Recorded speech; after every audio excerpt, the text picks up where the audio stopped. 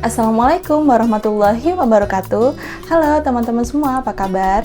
Semoga kalian selalu dalam keadaan yang baik.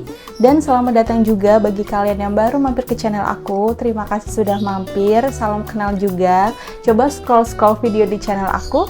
Dan kalau kalian merasa channel aku bermanfaat, jangan lupa di subscribe. Oke teman-teman, akhirnya kita berada di penghujung serangkaian tes kemampuan verbal namanya soal analitis, di mana tes kemampuan verbal ini juga masuk dalam serangkaian tes intelijensia umum yang masuk juga ke dalam seleksi kompetensi dasar, di mana SKD ini merupakan tes pertama yang bakal kalian temui ketika kalian mengikuti tes seleksi CPNS. Kita masih di tahap tes kemampuan verbal nih teman-teman. Next video nanti aku akan bahas atau bikin video tentang kemampuan numerik ya, dimana kemampuan numerik itu mostly itu berbentuk matematika ya. Jadi kita nanti mari belajar bersama, berdiskusi bersama-sama. Jangan lupa support terus channel ini, ikuti terus channel ini supaya kalian bisa ikut belajar bersama-sama. Dan teman-teman, sebelum kita masuk ke pembahasan soal, aku mau ngasih tahu informasi penting buat kalian bahwa video ini disponsori oleh Bimbel Kita Lulus. Apa itu Bimbel Kita Lulus? Kita Lulus ini merupakan sebuah bimbingan belajar online untuk para pejuang CPNS dan P3K yang telah meluluskan hampir 80% siswa-siswinya. Bagaimana sih cara sistem belajar Kita Lulus ini? Sistem belajar Kita Lulus ini teman-teman menggunakan gabungan sesi interaktif Zoom online dan sesi interaktif WhatsApp Group. Jadi, para siswa-siswi dapat bertanya langsung dengan para tentor terkemuka mereka. Semua tentor yang ada di Bimbel Kita Lulus ini semuanya itu profesional teman-teman, dan jam terbangnya sudah sangat tinggi sekali. Bahkan salah satu tentor mereka pernah mendapatkan penghargaan dari Presiden Joko Widodo loh. Keren banget kan teman-teman? Dan di tanggal 14 Februari kemarin mereka sudah mengadakan kelas online gratis. Siapa di antara kalian yang sudah mengikuti kelas online kemarin? Gimana teman-teman? Seru banget kan? Semoga ilmu yang dibagikan kemarin itu bermanfaat. Dan bagi kalian yang belum mendapatkan kesempatan untuk mengikuti kelas online kemarin, jangan khawatir teman-teman. Bimbel Kita Lulus ini sering banget mengadakan kelas online gratis, baik untuk CPNS maupun P3K. Bagaimana cara mengikutinya? Kalian langsung aja klik link di description box aku. Di sana aku cantumin link untuk mengikuti WhatsApp group. Nah, di WhatsApp group ini nanti para admin Bimbel Kita Lulus akan aktif membagikan informasi seputar kelas online mereka. Selain itu, kalian juga bisa nih berkenalan dengan seluruh pejuang CPNS maupun P3K di seluruh Indonesia. Makanya jangan lupa gabung WhatsApp group kita sekarang juga, karena WhatsApp grupnya ini gampang penuh banget teman-teman. Langsung klik ya. Selain kelas online gratis, Bimbel Kita Lulus ini juga punya paket belajar premium loh teman-teman. Apa itu? Nah, di paket belajar premium ini merupakan kelas belajar eksklusif bagi kalian yang bener-bener niat banget nih pengen lulus di CPNS tahun ini. Kalian mesti gabung kelas ini, namanya paket belajar Makin Siap CPNS. Apa keuntungan-keuntungan yang bakal kalian dapat di paket belajar Makin Siap CPNS ini? Banyak banget teman-teman. Salah satunya, kalian akan mendapatkan sesi belajar interaktif, pengajar profesional dan berpengalaman. Lalu kalian juga akan mendapatkan soal-soal HOTS dan sesuai FR atau kisi-kisi tes CPNS. Ada juga tryout rutinnya, live quiz di setiap sesi belajarnya, dan bahkan kalian akan mendapatkan rapot di setiap bulannya loh. Seru banget kan teman-teman? Beruntunglah bagi kalian yang mengikuti paket belajar Makin Siap CPNS ini teman-teman, karena saat ini mereka sedang mengadakan diskon besar-besaran sebesar 50% plus potongan harga Rp40.000 loh. Gila, ini keren banget teman-teman. Ini kesempatan yang nggak boleh kalian lewatkan ya. Kalau kalian pengen lulus CPNS, ikuti kelas bimbel ini, selain dari tentor mereka yang sangat berpengalaman, juga soal-soal yang mereka punya, materi-materi yang mereka punya itu semuanya berbobot sekali, no receh-receh. Kalian bisa mendapatkan kelas ini dengan harga diskon, itu keren banget teman-teman, gak boleh dilewatkan kesempatan ini. Diskon ini berlaku untuk semua paket belajar mereka, mulai dari paket gold, paket platinum, maupun paket yang pro. Bagaimana cara mendapatkan diskonnya? Kalian cukup memasukkan kode referral diorahadian50, atau kalian kalau nggak mau ribet, kalian tinggal klik link aja di description box aku. Langsung cus ya teman-teman, karena diskon ini itu berlaku hanya mulai dari 14 Februari 2021 sampai 19 Februari 2021 aja. Jangan sampai kalian menyesal karena kehabisan kuotanya ya. Oke teman-teman, langsung aja kita ke pembahasan soal analitisnya.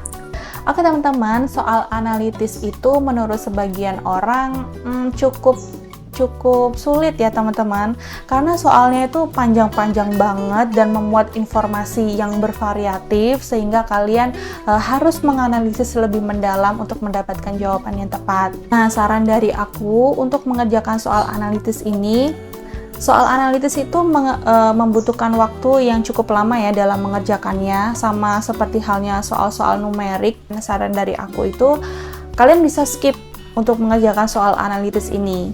Kerjakan yang lebih mudah dulu, baru kalian mengerjakan soal analitis ini. Karena nanti kalian harus mempunyai kemampuan memanage waktu dengan baik.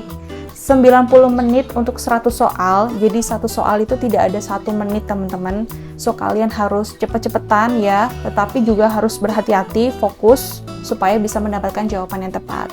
Tips aku yang kedua, untuk mengerjakan soal analitis ini, kalian harus sering-sering berlatih teman-teman, supaya nanti strategi atau trik untuk menyelesaikan soal analitis itu bisa terlatih gitu.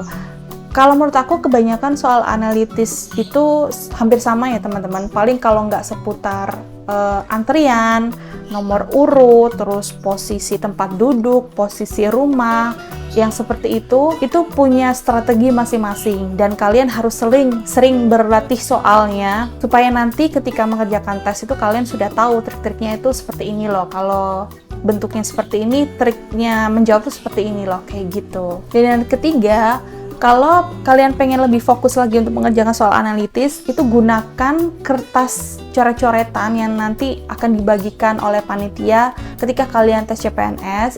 Karena soal analitis ini sangat kompleks ya. Jadi nggak bisa dibayangin doang gitu. Jadi mesti dicoret-coret juga gitu. Manfaatkan itu dengan baik. Oke, langsung aja kita ke pembahasan soal yang pertama. Aku punya beberapa macam jenis soal analitis. Ada yang berbentuk antrian, lalu urutan siapa yang paling cepat, siapa yang paling lambat, terus posisi ruang kerja. Di sini kita akan belajar bareng ya.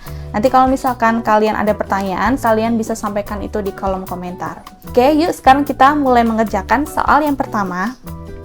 Di suatu hari, seorang psikiater mempunyai jadwal konsultasi dengan 7 pasien, yaitu P, Q, R, S, T, U, dan V. Masing-masing satu pasien, satu jadwal konsultasi.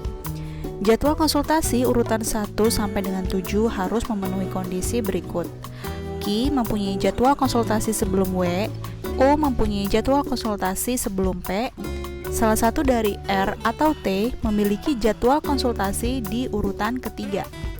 S mempunyai jadwal konsultasi tepat sesudah R atau sebelum R. Jika W mempunyai jadwal konsultasi urutan kedua dan P urutan kelima, maka dari pernyataan berikut, manakah yang benar? Oke teman-teman, pertama-tama kita bikin coret-coretannya dulu ya. Di sini kita tulis aja semua pasien yang ada di situ, yaitu pasien P, Q, R, S, T, U, V. Ada 7 pasien ya. Dan ke semua pasien ini punya jadwal konsultasi masing-masing. Kita tinggal mengidentifikasi mereka ini masuk di urutan keberapa gitu ya. Oke, langsung aja kita lihat ke petunjuk yang pertama. Q mempunyai jadwal konsultasi sebelum W. Q Q itu pasti punya jadwal konsultasi sebelum W. Oke. Petunjuk yang kedua, U mempunyai jadwal konsultasi sebelum P. U mempunyai jadwal konsultasi sebelum P. U dulu baru P. Gitu ya. Lalu petunjuk yang ketiga, salah satu dari R atau T memiliki jadwal konsultasi di urutan ketiga. Gitu. Kalau nggak R, ya T yang ada di urutan ketiga nih. Nah, anggap aja ini urutannya seperti ini sementara ya. Langsung kita lihat ke petunjuk selanjutnya. S mempunyai jadwal konsultasi tepat sesudah R atau tepat sebelum R. Nah, S itu punya jadwal konsultasi tepat sesudah R atau sebelum R nih. Kita taruh di sini aja ya. Misalkan ini R S atau enggak ini S R gitu ya. Nah, petunjuk selanjutnya, jika W mempunyai jadwal konsultasi urutan kedua nih. Ini W itu urutan kedua. Pasti urutan pertamanya adalah Q. Karena apa? Karena di petunjuk yang nomor 1, Q itu punya jadwal konsultasi sebelum W gitu ya. Jadi Q dulu baru antrian nomor 2 itu W gitu. Terus dan P itu urutan kelima. P ini urutan kelima nih. Nah, kalau P urutan kelima, maka U itu harusnya urutan keempat. Karena di petunjuk nomor 2, U itu mempunyai jadwal konsultasi sebelum P. Gitu ya. Di sini paham ya? Nah, sekarang tinggal kita cari nih, urutan ketiganya itu siapa? Keempatnya siapa? Keenamnya siapa? Ketujuhnya siapa? Gitu ya. Ini masih belum diketahui. Nah, tinggal kita nyimpulin aja dari soal itu. Kalau urutan nomor 1 ini Q, urutan kedua W ya. Urutan keempat itu U, urutan kelima itu P. 3, 6, 7 ini siapa gitu kan. Di urutan di petunjuk yang ketiga, salah satu dari R atau T memiliki jadwal konsultasi di urutan ketiga. Maka ini harusnya nih T nih. Kenapa? Karena kalau kita lihat di petunjuk yang nomor 4, S mempunyai jadwal konsultasi tepat sesudah R atau tepat sebelum R gitu kan ya. Kalau misalkan R-nya ada di sini, harusnya S-nya kalau nggak di sini, ya di sini gitu. Nggak bisa karena di petunjuknya kita sudah simpulkan yang urutan kedua itu W. Sudah jelas ya di petunjuknya. Yang urutan kelima tuh P gitu. Sedangkan sebelum W ada Q, sebelum P ada U gitu. Jadi nggak bisa ya S ditaruh di nomor 2 ataupun di nomor 4 gitu ya. Jadi kemungkinan besar T itu ada di urutan ketiga. Nih. Maka S sama R-nya di mana? Kalau nggak di sini S, di sini R. Ini kemungkinan yang pertama. Kemungkinan kedua, kalau nggak di sini R, maka di sini S gitu ya. Karena apa? Di petunjuknya belum kita ketahui nih. S itu punya jadwal konsultasi setelah R atau sesudah R. Bisa jadi yang nomor 6 ini S, bisa jadi yang nomor 7 ini R atau sebaliknya gitu ya. Nah, dari sini kita sudah mendapatkan jawaban sementara ya. Jawaban yang kemungkinan besar itu urutannya seperti ini. Langsung saja kita lihat ke pilihan soalnya.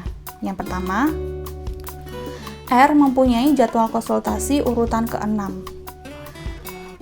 Jawabannya adalah bisa jadi. R tuh punya jadwal konsultasi nomor 6. Kalau R ada di jadwal konsultasi nomor 6, maka harusnya nomor 7 ini S ya. Untuk jawaban yang kedua, kita keep dulu karena kita belum tahu kebenarannya seperti apa. Ya, yang B, S mempunyai jadwal konsultasi urutan keempat. S punya jadwal konsultasi urutan keempat. Ini jelas salah ya teman-teman. Karena di petunjuknya sudah jelas nih.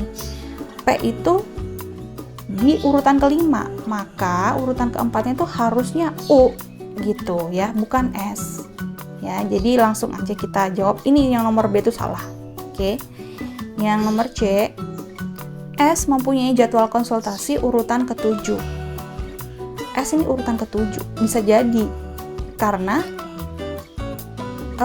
di petunjuknya kalau S punya jadwal konsultasi tepat sesudah R atau tepat sebelum R. Kalau S di nomor 7, maka yang nomor 6 itu R, gitu ya. Untuk jawaban yang C, itu saya katakan masih belum bisa diketahui, ya. Karena bisa jadi benar, bisa jadi salah, gitu. Oke. Yang pilihan nomor D, U mempunyai jadwal konsultasi urutan pertama. Salah, karena apa? Di posisi pertama udah ada Ki. Kita lihat nih petunjuknya, yang nomor 1, petunjuk nomor 1, Ki itu mempunyai jadwal konsultasi sebelum W. Petunjuk yang terakhir, jika W itu mempunyai jadwal konsultasi urutan kedua, maka urutan yang pertama adalah harusnya Ki, gitu ya. Jadi yang D salah. Yang E, U mempunyai jadwal konsultasi urutan keempat. U punya jadwal konsultasi urutan keempat. Nah, ini benar nih. Karena apa? Di urutan kelima itu ada P. Ini udah fix ada P. Dan di petunjuknya nomor 2 itu sudah ada gitu, sudah tercantum kalau U itu punya jadwal konsultasi sebelum P. Maka konsultasi nomor 4 itu adalah U. Nah, ini adalah jawaban yang benar ya, teman-teman. Maka jawabannya adalah yang E. Oke, terselesaikan. Pertanyaan selanjutnya, dalam rangka menyemarakan Hari Jadi Kota Surabaya, diadakan lomba lari. Ani, Budi, Cynthia, Dadang, Emma, dan Farhan adalah peserta lomba tersebut. Dadang lebih cepat daripada Emma, Farhan tidak lebih cepat daripada Cynthia, namun ia lebih cepat jika dibandingkan dengan Budi. Emma memiliki kecepatan yang hampir setara dengan Ani, sehingga Ani selalu berada tepat di belakang Emma. Setelah lomba selesai, semua peserta diberi label nomor 1 hingga nomor 6 yang menandakan bahwa nomor 1 adalah yang tercepat dan sebaliknya. Tidak ada anak yang kecepatan larinya sama. Jika Cynthia selalu tepat di depan Emma, maka urutannya yang benar dimulai dari yang paling cepat adalah... Langsung aja kita identifikasi soalnya. Ada beberapa peserta ya di situ ya. Ada Ani, Budi, Cynthia, Dadang, Emma, dan juga Farhan. Ada 6 peserta di situ ya. Kita simbolkan aja dengan inisial, nggak usah panjang-panjang karena waktunya juga sedikit. Oke. Dan Dadang itu lebih cepat daripada Emma. Ya, kita identifikasi aja. Ini yang paling cepat, ini yang paling lambat, gitu ya. Nah, Dadang itu lebih cepat daripada Emma. Kita random aja ngurutnya, kita random aja. Kita nggak tahu nih siapa yang nomor 1, siapa yang nomor 6 ya kan. Random aja dulu sesuai petunjuk. Ini Dadang itu lebih cepat nih daripada Emma ya. Kita tulis di sini karena yang lebih cepat di sini ya, di sebelah kiri. Oke. Lalu petunjuk yang kedua, Farhan tidak lebih cepat daripada Cynthia. Farhan itu tidak lebih cepat daripada Cynthia. Jadi di sini yang paling cepat siapa? Cynthia, kan? Cynthia dulu, baru Farhan nih. Oke. Namun, ia itu lebih cepat jika dibandingkan dengan Budi. Jadi Farhan itu lebih cepat jika dibandingkan dengan Budi. Jadi Budi itu di sini nih, kan? Yang paling cepat sebelah kiri ya, Farhan. Oke. Emma memiliki kecepatan yang hampir sama, setara dengan Ani, sehingga Ani selalu berada tepat di belakang Emma. Emma sama Ani itu hampir setara, sehingga Ani itu selalu berada tepat di belakang Emma. Berarti yang lebih cepat itu Emma, ya kan? Nah, seharusnya di sini itu ada Ani. Tuh kan, kita selipin aja dulu, kita random aja dulu ya, baru kita nanti simpulkan. Nah, oke. Setelah lomba selesai, semua peserta diberi label nomor 1 hingga nomor 6 yang menandakan bahwa nomor 1 adalah yang tercepat dan sebaliknya. Tidak ada anak yang kecepatan larinya sama. Jika Cynthia itu selalu tepat di depan Emma, maka urutan yang benar adalah Cynthia itu selalu tepat di depan Emma, berarti Cynthia itu lebih cepat daripada Emma, ya kan? Nah, berarti kita bisa ganti nih. Cynthia dulu baru Emma ya kan, Cynthia dulu baru Emma ya kan, sesuai dengan petunjuknya ya. Di sini sebenarnya kita udah ketemu nih urutannya ya kan, berarti Dadang dulu baru Cynthia, lalu setelah Cynthia itu pasti Emma, karena di petunjuknya Cynthia itu selalu tepat di depan Emma, berarti Cynthia yang lebih cepat ya kan. Setelah Emma, sesuai dengan petunjuknya juga itu ada Ani, karena Ani itu selalu berada tepat di belakang Emma ya kan. Setelah itu ada Farhan dan juga Budi. Kenapa kita bisa taruh Farhan dan Budi di sini, nggak di dekat Cynthia? Karena di petunjuknya tidak ada kata-kata kalau Farhan itu tepat di setelah Cynthia gitu kan ya. Kalau ada kata-kata misalkan Farhan itu tepat setelah Cynthia, itu berarti kita harus nyelipinnya di sini gitu kan. Tapi di petunjuknya itu nggak ada. Jadi kita bisa random taruh itu di mana aja. Pokoknya urutannya itu harus sesuai dengan petunjuk, di mana Farhan itu lebih cepat daripada Budi ya kan. Jadi urutannya itu harusnya sudah benar seperti ini teman-teman. Nah, kita bisa sudah dapat ya urutannya ini 1 2 3 4 5 6. Nah, kita langsung lihat ke jawaban soalnya ya. Kita bisa langsung cocokkan nih di jawaban soalnya mana ini yang benar ya. Dadang, Cynthia, Emma, Ani, Farhan, Budi. Mana nih yang sesuai? Dadang, Cynthia, Emma, Ani, Farhan, Budi. Nah, kita udah ketemu ya jawabannya. Jawabannya yang E ya teman-teman. Nah, sudah sesuai dengan identifikasi kita yang coba kita kerjakan tadi. Nah, ini sudah ketemu ya, gampang ya teman-teman. Pokoknya kita identifikasi aja dulu seperti ini. Insya Allah ini caranya lebih mudah gitu. Oke? Problem solved. Next, kita ke soal selanjutnya. Seorang karyawan mengatur 6 ruang kerja untuk 6 staf dengan urutan nomor ruang 1 hingga nomor 6 dengan aturan sebagai berikut. Petunjuk yang pertama, Bu Rati sering bercakap-cakap yang suaranya terdengar di ruang sebelahnya. Petunjuk kedua, Pak Mara dan Pak Bono ingin berdekatan agar dapat berkoordinasi. Petunjuk ketiga, Bu Heni meminta ruang nomor 5 yang jendelanya lebar. Petunjuk yang keempat, Pak Dedi tidak suka pekerjaannya terganggu oleh suara-suara. Petunjuk kelima, Pak Tasma, Pak Mara, dan Pak Dedi adalah perokok. Dan petunjuk yang terakhir, Bu Heni alergi dengan asap rokok. Oke, ini merupakan jenis soal posisi ruang kerja ya teman-teman. Kita harus menempatkan sesuai dengan ruang kerja mana nih seharusnya para staf ini. Di situ stafnya ada Bu Rati, inisial ya, Bu Rati. Lalu ada Pak Mara, Bono, Bu Heni, dan Pak Dedi yang kurang satu nih, Pak Tasma. Ada 6 orang ya. Dan kita langsung masuk ke petunjuknya. Di situ itu Bu Rati itu orangnya sering bercakap-cakap yang suaranya itu terdengar keras di ruang sebelahnya. Oke. Jadi harusnya Bu Rati, kita tulis saja ya Bu Rati. Nih, di sini. Pak Mara dan Pak Bono itu ingin berdekatan agar dapat berkoordinasi. Pak Mara itu harus next to Pak Bono karena mereka harus saling berkoordinasi kan. Lalu petunjuk ketiga, Bu Heni itu meminta ruang nomor 5 yang berjendela lebar. Ini ada petunjuk yang sudah fix ya. Bu Heni itu minta nomor 5. Ini ruangannya nomor 5. Oke.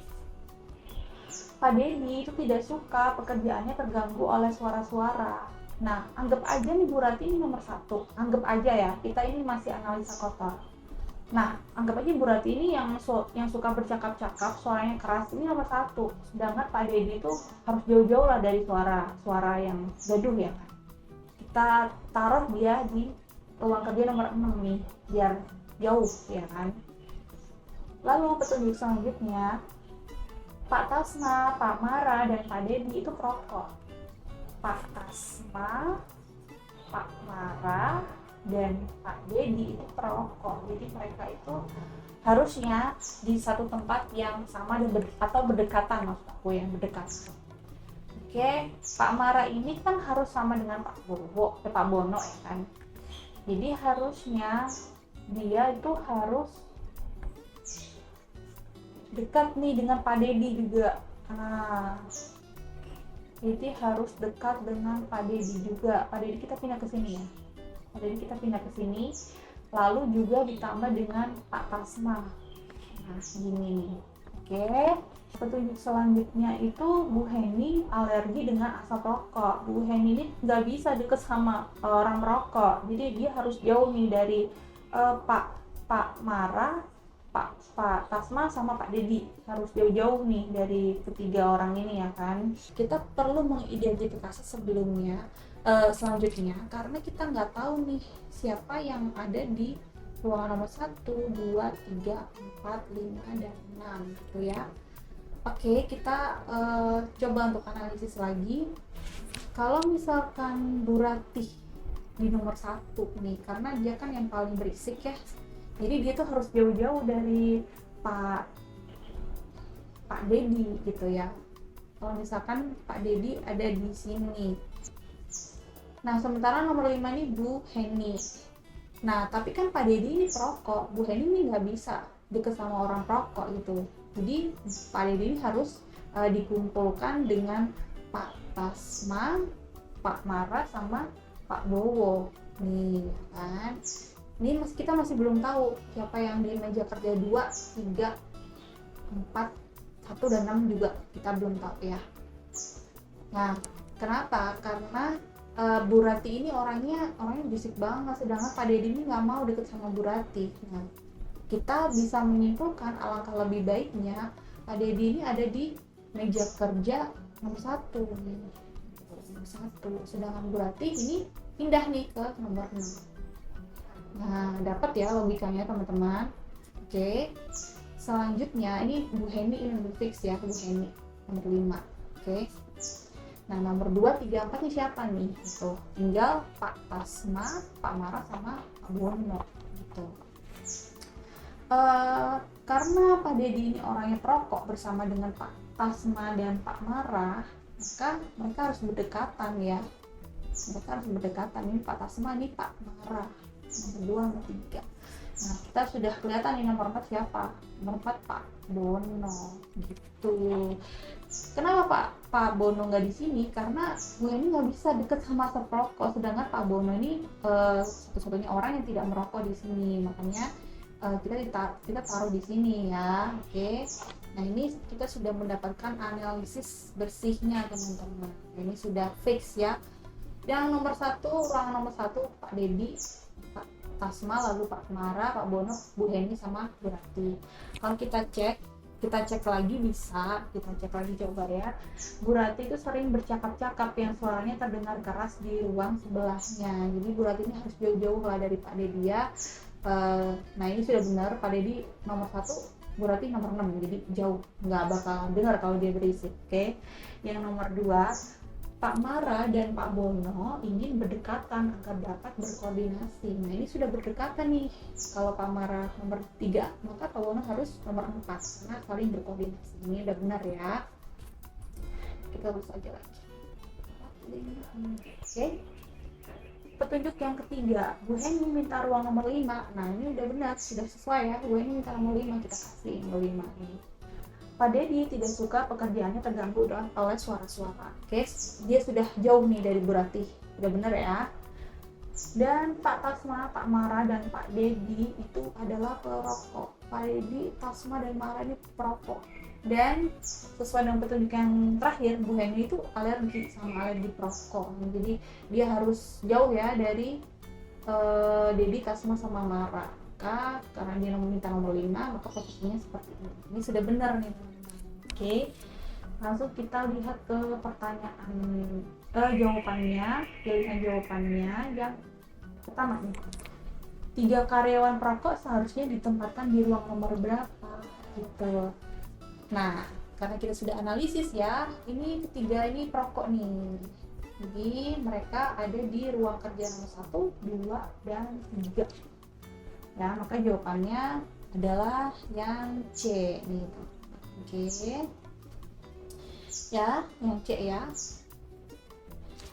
Lalu pertanyaan selanjutnya, ruang kerja yang paling jauh dari ruang kerja Pak Bono itu siapa? Dedi. Ini harusnya paling benar ya, karena dia paling jauh dari Pak Bono ya, daripada Pak Tasma dan Bu Ratih. So jawabannya adalah yang E. Oke, kita sudah mendapatkan jawabannya teman-teman. Problem solved. Gitu ya cara mengerjakannya. Simple kan? Oke. Nah, itu tadi teman-teman pembahasan mengenai tes kemampuan analitis. Bagaimana, mudah sekali kan? Kalau menurut aku kalian hanya perlu berlatih soal lebih banyak lagi, cari referensi soal untuk bisa membantu kalian lebih punya strategi lagi dengan manajemen waktu yang pas untuk menyelesaikan soal-soal seperti ini. Kalian bisa join di bimbel Kita Lulus ini teman-teman, karena di sana materi soalnya itu lebih eksklusif, lebih kompleks. Jadi kalian punya referensi atau pengetahuan baru lagi tentang soal-soal CPNS, dan belajarnya juga seru banget lagi dengan tentor-tentor yang profesional. Dimanapun kalian bisa belajar. So, sekali lagi jangan lupa gabung ya di WhatsApp grup kita. Aku cantumin di description box.